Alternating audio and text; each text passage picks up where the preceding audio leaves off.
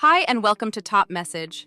This quick tutorial will show you how to send verification messages using the TopMessage API. Let us create the sender name, which will appear on the recipient's phone when the message is sent. Go to Senders, click New Sender, select Custom Sender, and enter your company or brand name. Now head over to the API section and copy your API key. Let us switch to your development environment. Use the sample request provided in the documentation. Use your actual API key to authenticate your requests. Update the From parameter with the sender name you have created in Dashboard.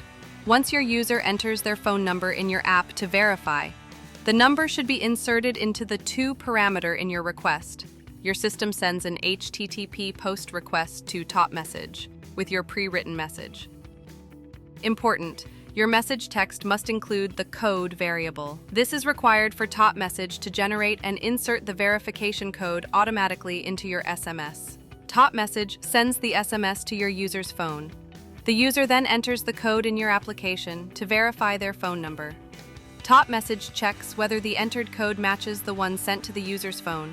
If the code is correct, the user is successfully verified. That's it! You've successfully sent and verified a message using the TopMessage API.